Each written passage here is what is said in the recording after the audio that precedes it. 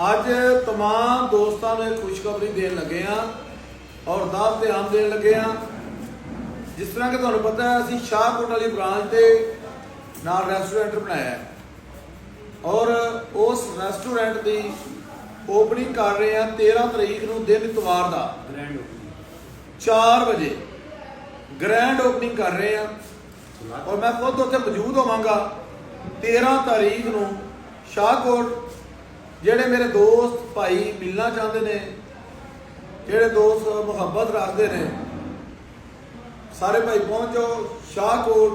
असी आ रहे हैं 13 तरीक 4 बजे शाहकोट वाली ब्रांच से रोकर ते इंशाअल्लाह अगे तुम सानू वेलकम करते हो, अभी यार कि तुहानू वेलकम करांगे।